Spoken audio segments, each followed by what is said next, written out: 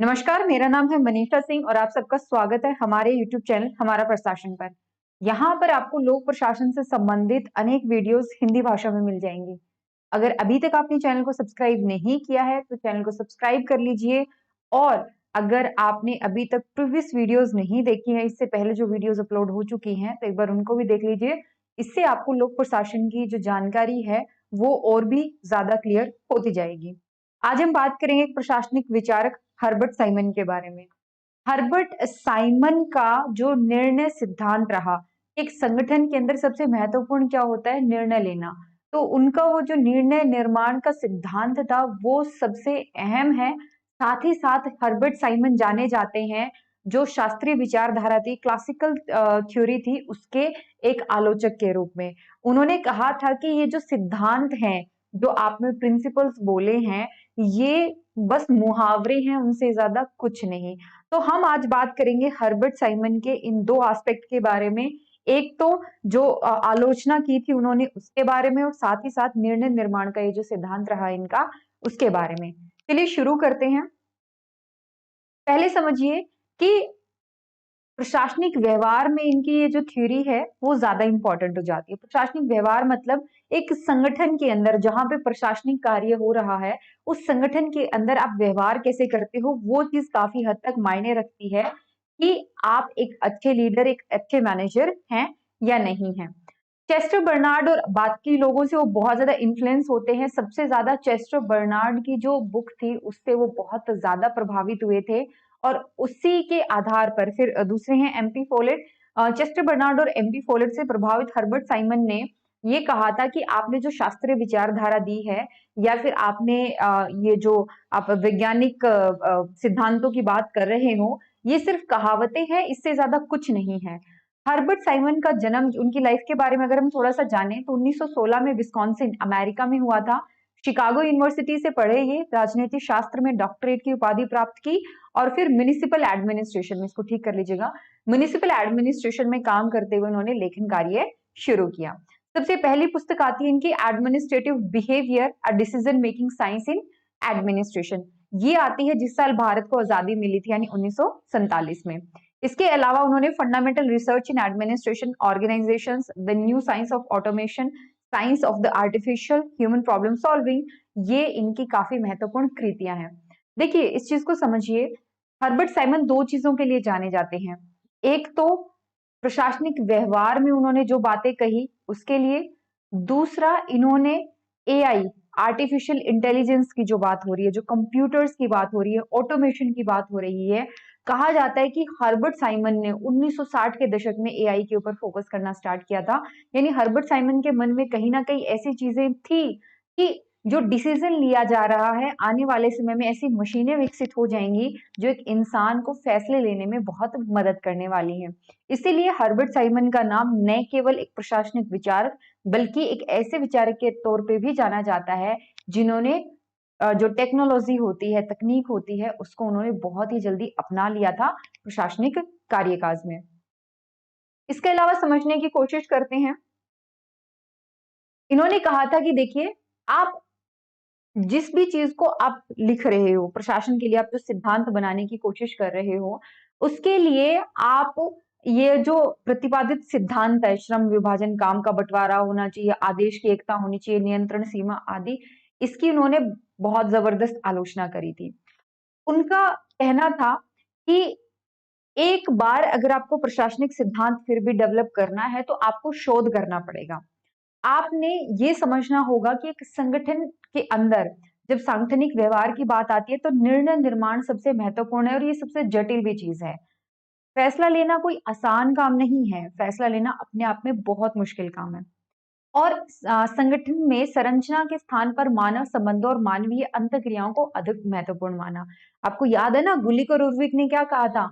उन्होंने कहा था कि आपकी जो संरचना है संगठन की वही खराब है। हम आपको कुछ सिद्धांत देते हैं, इससे आप अपने संगठन की संरचना बनाइए और सब काम अच्छे से होगा।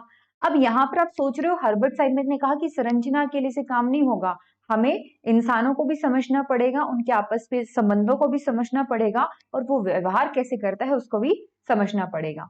इसके अलावा समझते हैं हम, हर्बर्ट साइमन ने कहा था, जब भी कोई इंसान फैसले लेता है देखिए, यहाँ पर बात आती है तार्किकता की। तार्किकता क्या होती है? तर्क देना। हम कहते हैं ना, मैंने कोई बात कही, तर्क क्या है इस बात का? ये तो बेतुकी बात है, तो क्या है, इस तरीके की बात। तर्क होता है जब आप कुछ बोलते हो और जो आपने बोला है उसको आप सिद्ध कर पाओ, एविडेंस के साथ में आपके पास सबूत है, उससे आप सिद्ध कर पाते हो। तर्क देना, सही तर्क देना। अब हुआ ये, तर्क के आधार पर जो फैसले लिए जाते हैं उनको तार्किक कहा जाता है। तर्क के आधार पर रैशनल डिसीजंस जिनको कहा जाता है।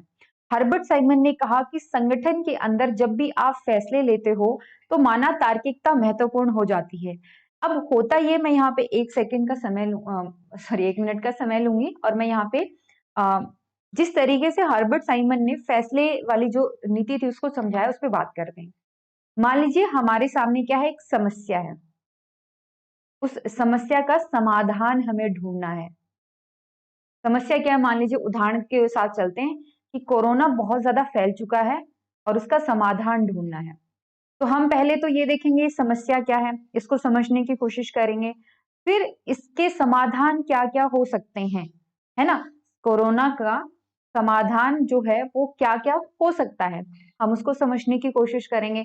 जब वैक्सीन बनाई होगी तो लोगों ने, जो साइंटिस्ट थे, उन्होंने कोरोना के ऊपर स्टडी करी होगी ना, कोरोना की डिटेल में गए होंगे वो, और फिर उस हिसाब से उन्होंने अलग अलग जो वैक्सीन्स हैं वो डेवलप करी, अलग अलग दवाइयां बनाई। इसी तरीके से एक प्रॉब्लम मान मान लीजिए किसी संगठन के अंदर, या फिर कोई समस्या उन्हें सुलझानी है कि एक एरिया है जहां पर सड़कें बहुत कम हैं, और सड़क कम होने के कारण वहां आपसी जो कम्युनिकेशन होता है, जो संचार होता है, जो यातायात है, वो अच्छा नहीं है। यातायात अच्छा न होने के कारण वो जो एरिया है वो काफी पिछड़ा हुआ एरिया है, जिसकी वजह से वहां पर क्या है, जो क्राइम है वो बहुत ज्यादा बढ़ गया है। ठीक है, अपराध जो है वो बहुत ज्यादा बढ़ गया है। ये हमारे सामने क्या है, समस्या है कि वहां पे सड़कें नहीं है, वो वर्ग पूरा पिछड़ा हुआ है, वहां पे कोई इकोनॉमिक रोजगार, कुछ भी ऐसा आर्थिक रोजगार उनको नहीं मिल पा रहा, इसलिए अपराध बहुत बढ़ गए हैं। ये समस्या, इसका समाधान क्या हो सकता है?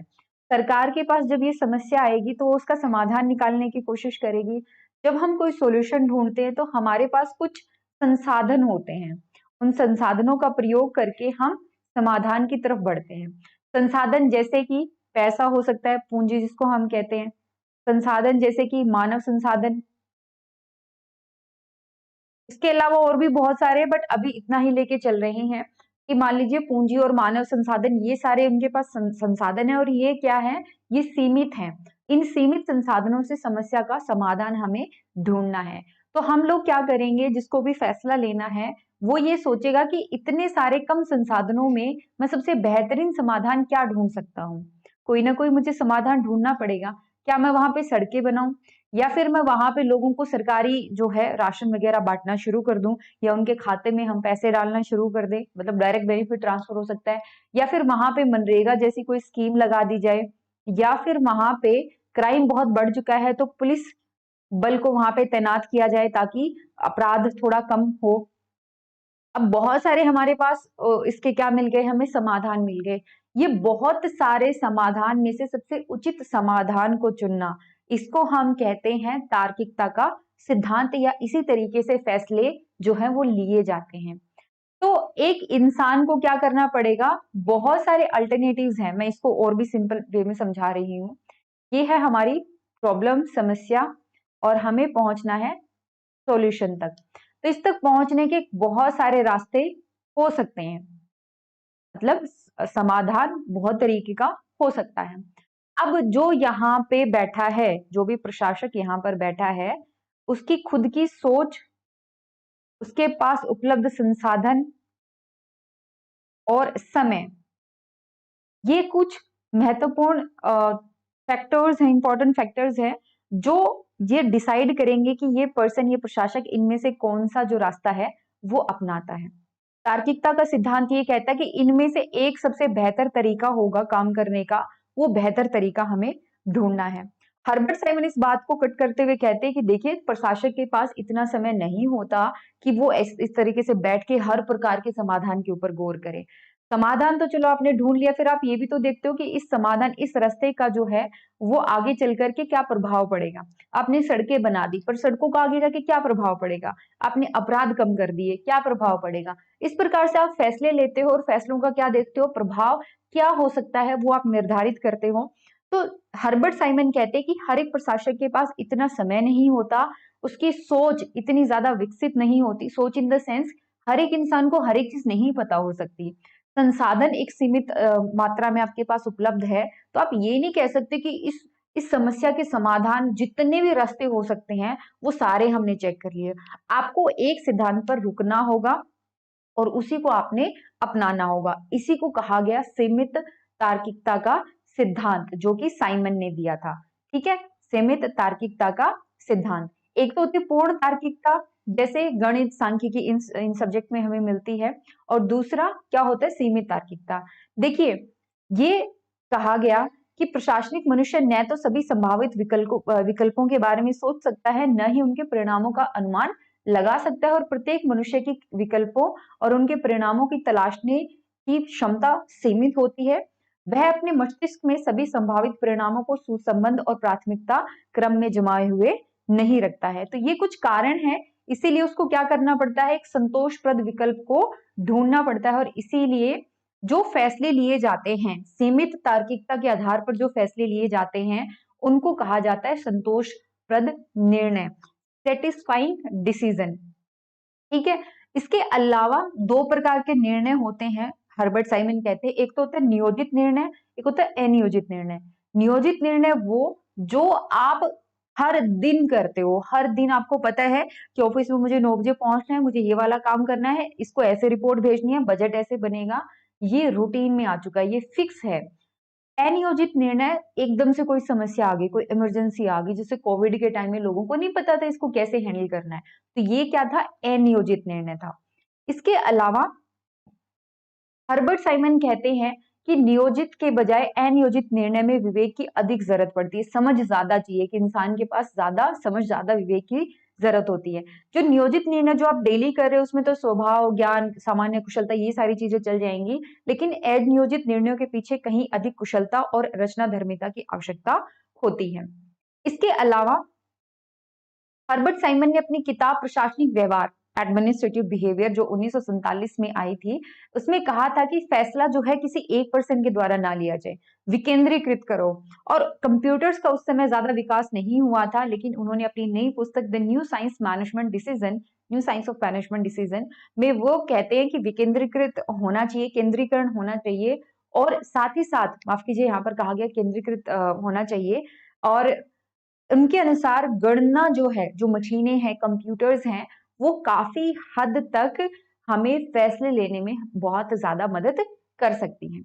इसके बाद आता है इनका निर्णय स्वीकृति का क्षेत्र। आपको याद होगा बर्नार्ड ने कहा था कि सत्ता तभी आती है जब जो अधीनस्थ होते हैं वो उस सत्ता को स्वीकार कर लेते हैं, यानी लोगों की स्वीकृति के ऊपर सत्ता का निर्धारण होता है। कुछ इसी तरीके का हर्बर्ट साइमन का स्वीकृति का क्षेत्र है। जैसे बर्नार्ड ने दिया था उदासीनता का क्षेत्र, जोन ऑफ इंडिफरेंस, और साइमन ने दिया था स्वीकृति का क्षेत्र, यानी यह ऐसा क्षेत्र है जिसकी सीमा अंतर्गत लिए गए निर्णय स्वीकार्य हो जाते हैं, लेकिन इस क्षेत्र से परे अधिकार सत्ता का प्रयोग कर लिए गए निर्णयों का अधीनस्थ उल्लंघन ही करेंगे। इस स्वीकृति क्षेत्र की सीमा का निर्धारण अधीनस्थों के अनुमोदन पर निर्भर करता है। इसको इस तरीके से समझिए कि इन्होंने कहा कि एक जो बॉस है, मान लीजिए, वो हर प्रकार के निर्णय देता है, राइट, अलग अलग प्रकार के, इस तरीके से मान लीजिए हम। तो उन्होंने कहा कि कुछ ही एरिया होता है, उस एरिया में आने वाले फैसले जो हैं वो स्वीकार किए जाएंगे, क्योंकि उसमें क्या है, जैसा आपने हर बर्नार्ड का पढ़ा था ना, उदासीनता का क्षेत्र, क्योंकि वो उस अधीनस्थ को पता है कि ये उसकी जिम्मेदारी है, उसकी ड्यूटी है इसको फॉलो करना, इसीलिए वो क्षेत्र क्या कहलाता है, स्वीकृति का क्षेत्र कहलाता है। ये था हर्बर्ट साइमन का जो मेन सिद्धांत है वो।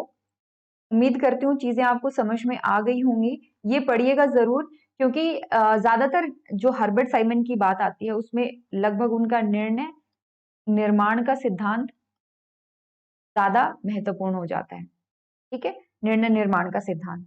ओके, तो लेक्चर को यहीं पे कंक्लूड करते हैं। जाने से पहले मैं आपको बता दूं, अगर हमारे पब्लिक एडमिनिस्ट्रेशन के, लोक प्रशासन के आप नोट्स खरीदना चाहते हैं तो आपको बिल्कुल पीडीएफ फॉर्मेट में नोट्स मिल जाएंगे। कोर्स अगर आप चाहते हैं तो गारंटीड बैच है यूपीएससी पीसीएस नेट के लिए, किसका? लोक प्रशासन का। ठीक है, टेस्ट सीरीज आपको अवेलेबल हो जाएंगी। और आप मान लीजिए कोई लोक प्रशासन को लेकर के आपके मन में कोई प्रश्न है, कोई शंका है, तो बिल्कुल आप नीचे दिए गए नंबर पे कांटेक्ट करके अपनी सारी जो समस्याएं हैं उनका समाधान कर सकते हैं लोक प्रशासन से संबंधित। कॉन्टेक्ट डिटेल है 9896859767 और इस मेल पर आप हमें ईमेल भी करके पूछ सकते हैं अपने बारे में, माफ कीजिए, लोक प्रशासन के बारे में। चलिए, जाने से पहले चैनल को जरूर सब्सक्राइब कीजिए, क्योंकि यहाँ पर लोक प्रशासन से संबंधित अनेक वीडियोस हिंदी में आपको मिल जाएंगी। और जाते जाते सब्सक्राइब जब आप कर रहे हो तो बेल आइकन को भी जरूर प्रेस कर दीजिएगा।